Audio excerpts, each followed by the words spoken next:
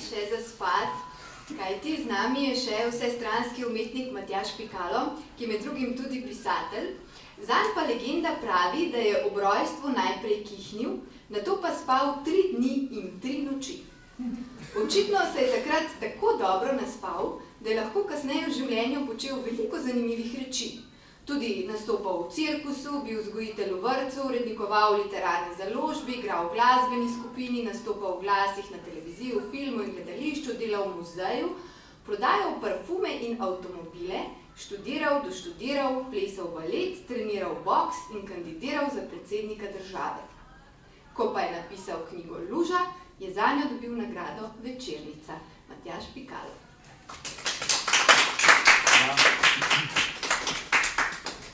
Hvala lepa.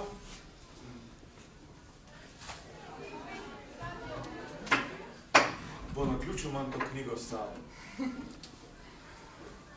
Bral bom iz, kako se reče, druge izdaje, ki je šla pri založbi Miš z novimi ilustracijami Damjana Stepančiča.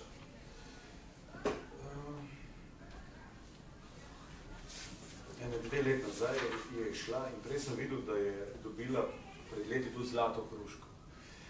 Bil je potres. Bil je potres. Vse se je treslo ful. Bil sem doma na stranišču. Jaz se znam že sam obrisati, samo sem pozabil, če veš. V mojem vrtcu se še ne znajo vsi obrisati. To mora potem narediti Ana Marija za vse tako. Stal sem na vseh 4 in klical mamo, da me obriše. Samo je ni bilo takoj, zato sem poklical še ful bolj na glas. Jaz hočem, da je to takoj, če ne, se začnem jokati. Ker ni bilo mame, sem začel klicati očija. Oči, prid me obrisati! Sem se drl na stranišču, ker so me že bolele roke. Samo ni bilo nobenega, če veš. Vstal sem na noge in si utrgal papir. Bil je bolj mehek papir kot v mojem vrtcu. Šel sem si umit roke v kopalnico. Jaz rabim še pručko, da lahko prižgem pipo. Samo včasih si pozabim umit roke. Potem sem šel gledat, kje sta oči in mami. Šel sem najprej v jedilnico, ker smo imeli prekosilo, samo ju ni bilo več tam. Nista bila tudi v kuhinji. V moji sobi tudi ni bilo nobenega.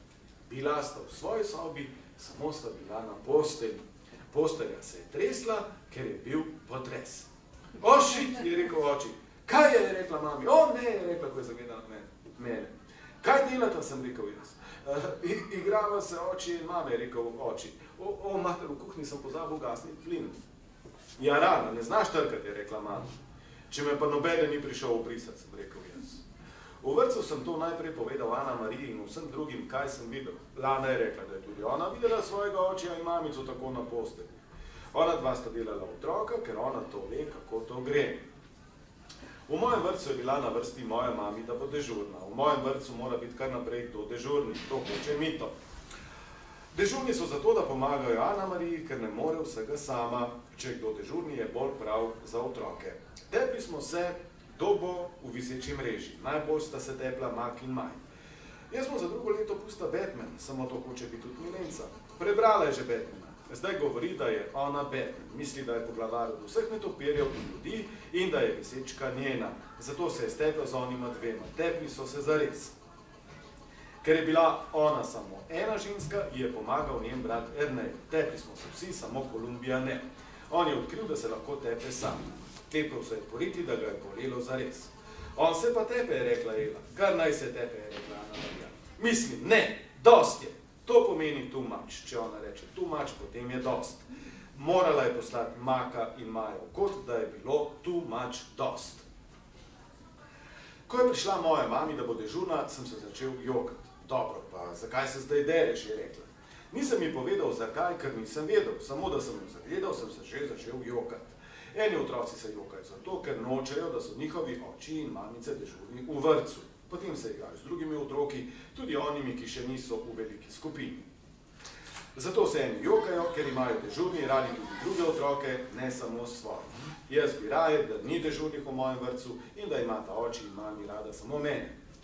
A zato, ker sem dežurna, se jokaš, je rekla mami. Ne, zato, ker me nisi obrisala riti, sem rekel jaz. A to je, ampak se to ni nič takega, je rekla mami. Se bo že naučil.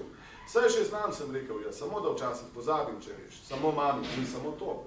Kaj pa je še, je rekla mami in se potem spomnila. Ah, tisto, ko sva malo potelovadila z očem, se tudi to ni nič takega. Sicer pa se lahko o tem pogovorimo, da boste vedeli. V mojem vrtu se moramo kar naprej pogovarjati, če veš, če kdo koga udari, se moramo potem vsi pogovarjati, zakaj se tepemo. Tako hoče Mito, da se pogovarjamo. Otroci, je rekla Ana Marija, Ran je včeraj videl očija in mamico, ko sta, on je luža, on ni Ran, so se začeli dreti drugi. On je rekla Ana Marija in dala na mizo čaj.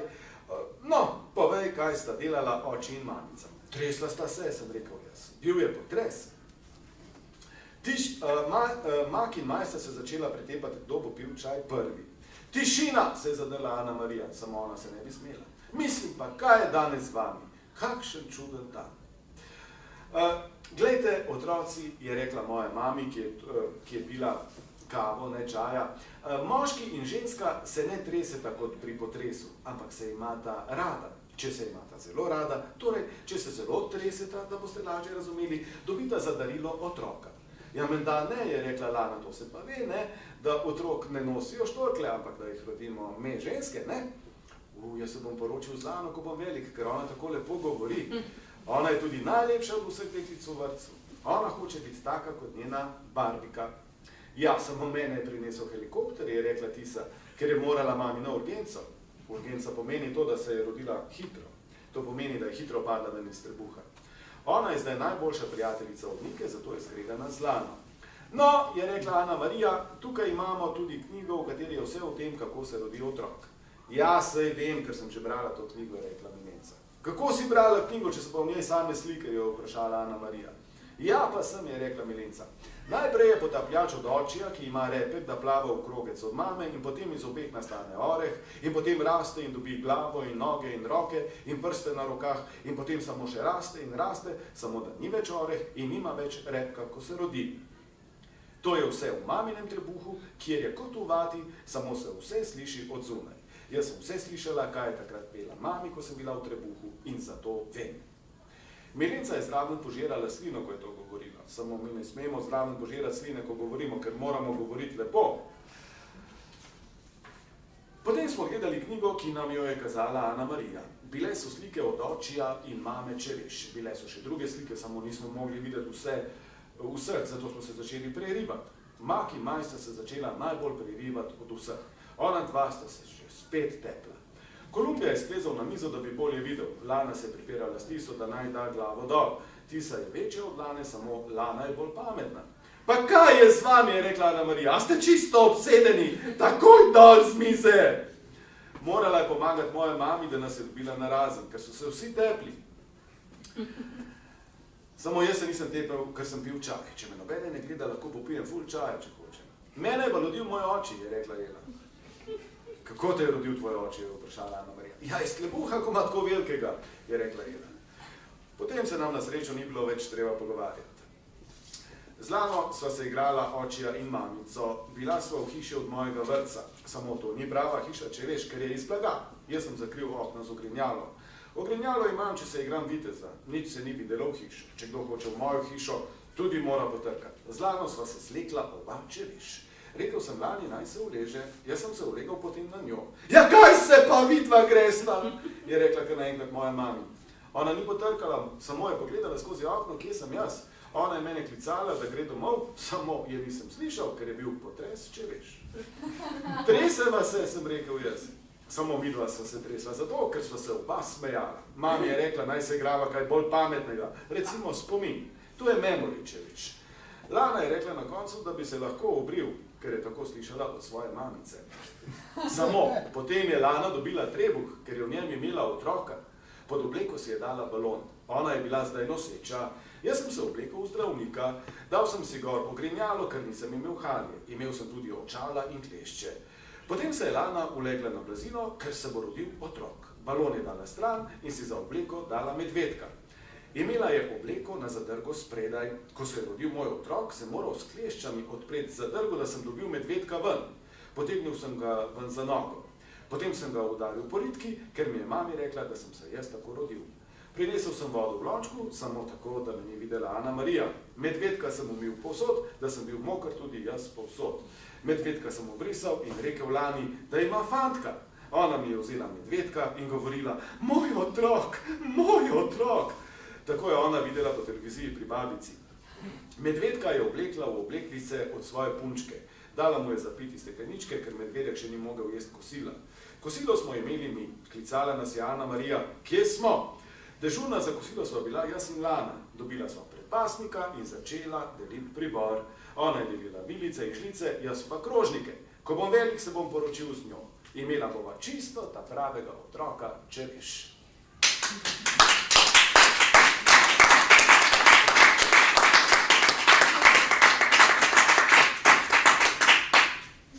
Hvala lepa.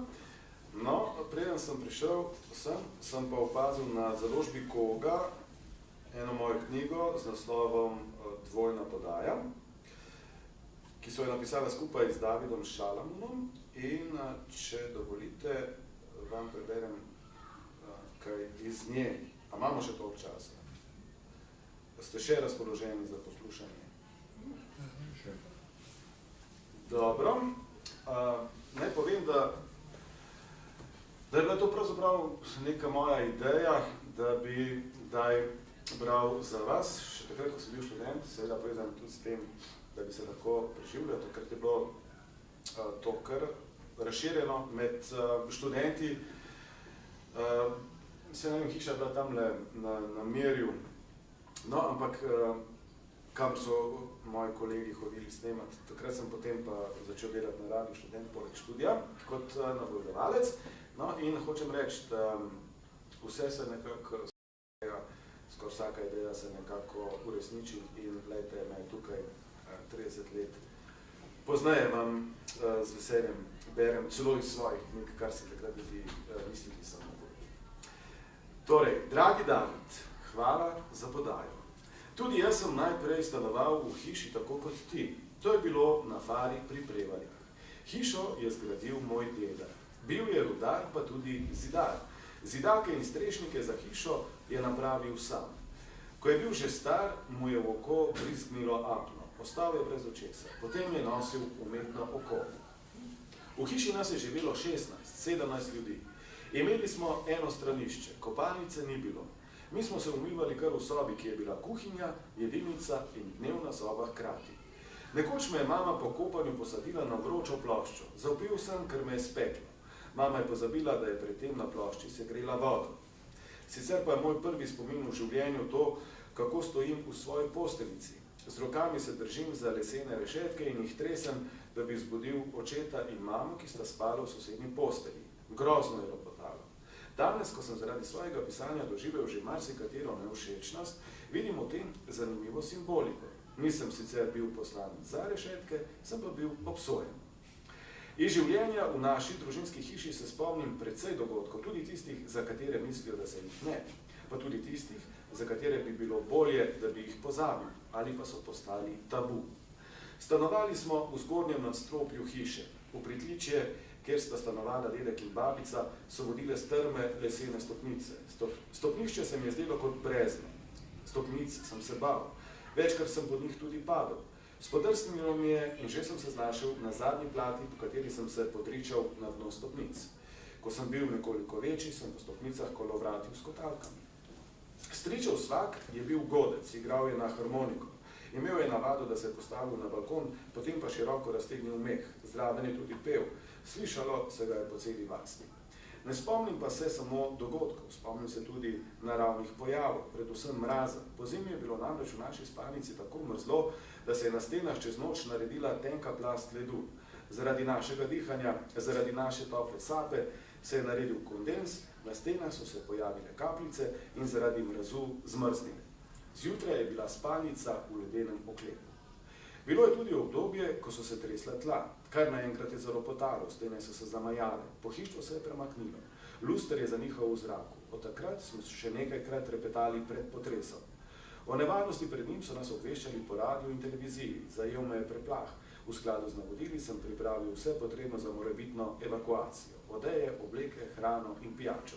Na srečo nam pred potresom ni bilo treba bežati. Mislim, da smo bili ena prvih družin v vasi, ki je imela televizijo. Oče je bil glede tega zelo napreden.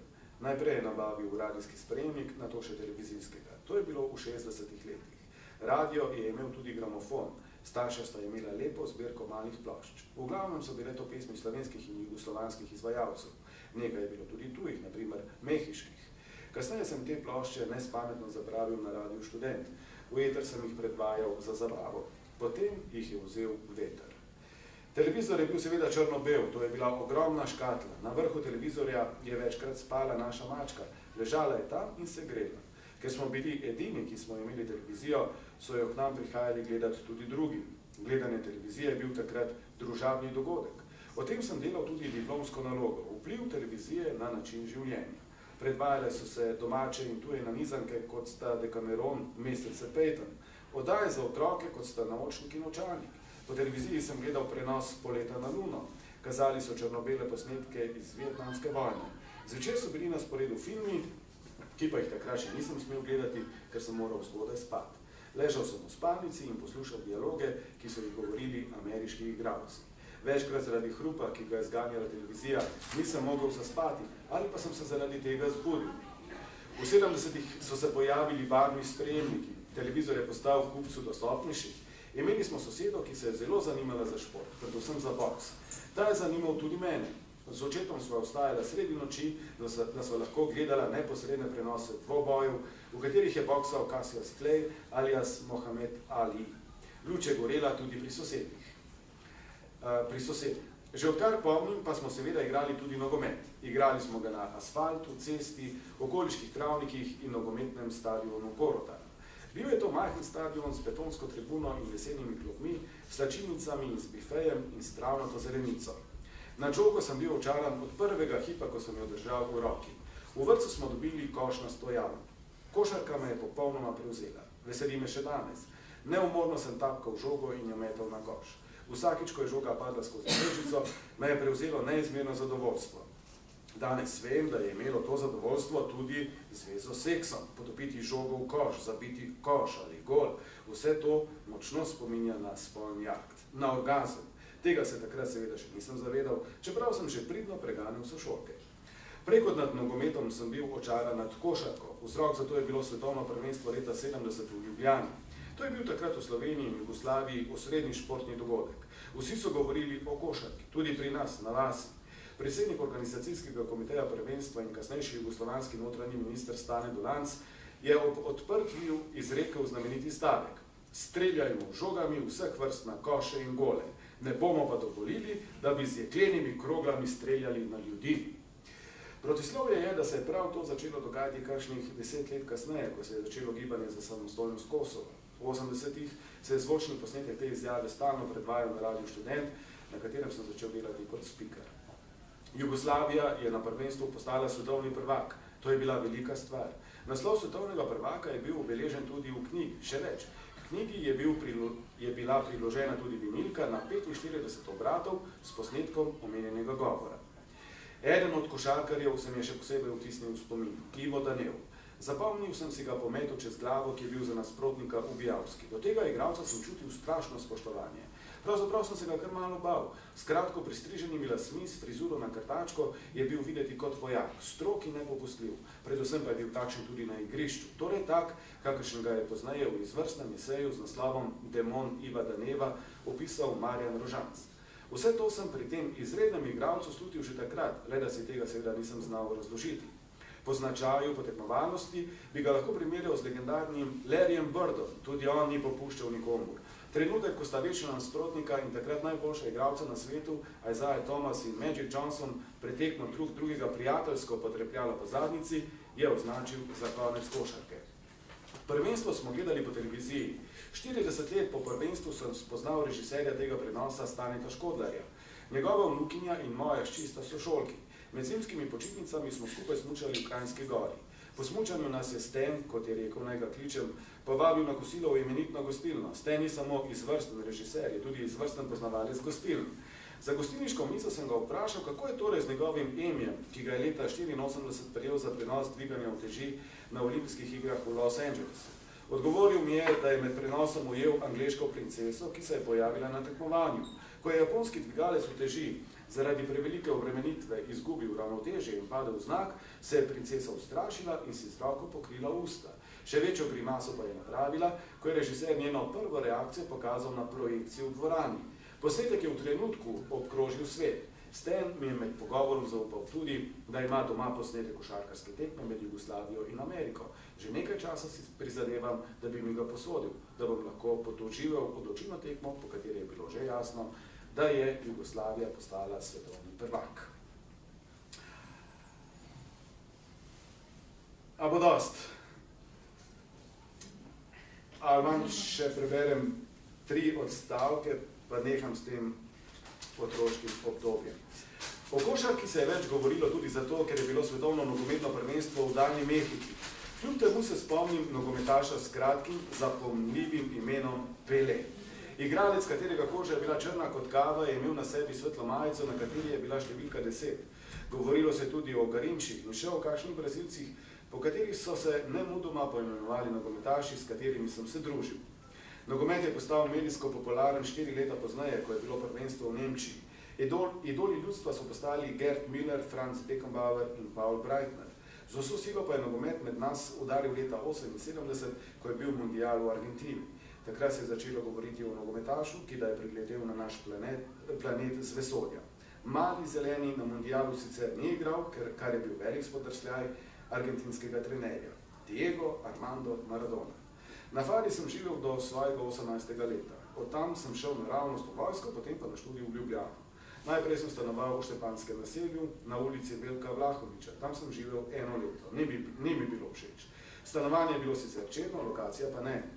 Preveč je bila udaljena iz centra. V bistvu sem v Štepancu trpel, bil sem osamljen, izoliran. Poleg tega nisem bil vajen mesta. Pa čeprav sem pravzaprav živel v Štepanski vasi, kjer so zgradili ogromno blokovsko naselje. Vseeno sem tam zdržal 1 leto. Ironija je, da je imela gospa, pri kateri sem bil podnajemnik, pred tem stanovanje na Aškarčevi, torej v središču mesta, blizu filozofske fakultete, kamor sem hodil na predavanje. No, in tako naprej, in tako naprej. To je bilo iz knjige Dvojna podaja, ki sta si opisala z Davidom Šalamunom. Kot ste najbrž ugotovili, gre za pisma, ki so si jih izmenjevala. Govorijo pa, oziroma vse se pa suče, tema je nogomet. Namreč ta Dvojna podaja, to že sam naslov pove, je moja 3.